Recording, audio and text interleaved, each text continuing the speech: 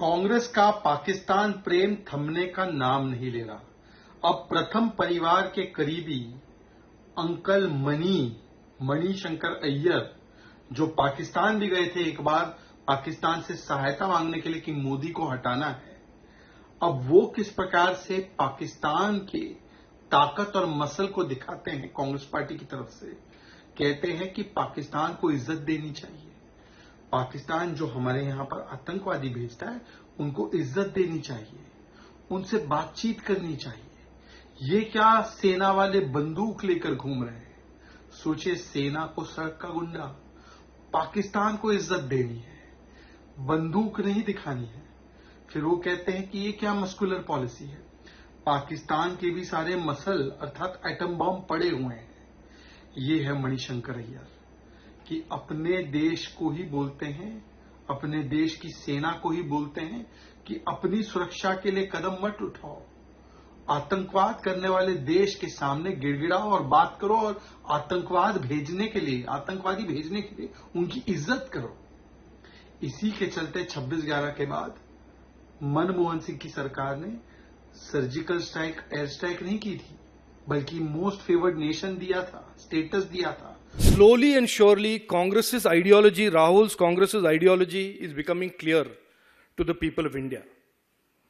Congress party has become an apologist for Pakistan and Pakistani-based terror.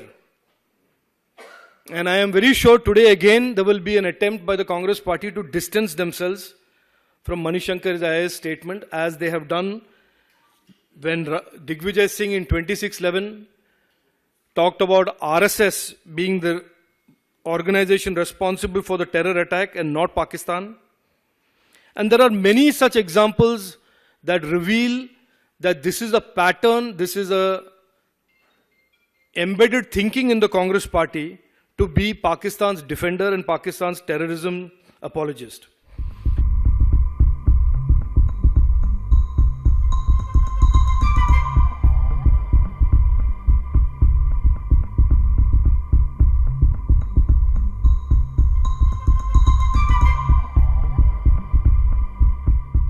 भारतीय राष्ट्रीय कांग्रेस श्री मणिशंकर अय्यर की कुछ पुरानी टिप्पणियां, जिनको आज भाजपा पुनर्जीवित कर रही है, उन टिप्पणियों से भारतीय राष्ट्रीय कांग्रेस अपने आप को अलग मानती है और उनसे पूरी तरह से असहमत है।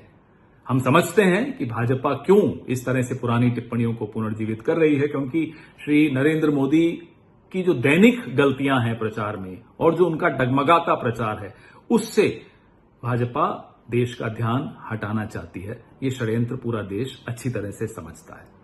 पूरा देश और भारतीय राष्ट्रीय कांग्रेस बहुत गर्व से याद करते हैं श्रीमती इंदिरा गांधी की निर्णायक राजनीतिक नेतृत्व को और भारतीय सेना की वीरता को, जिसके चलते पाकिस्तान के 2 टुकड़े 1971 के दिसंबर में हुए थे और बांग्लादेश का जन्म हुआ था।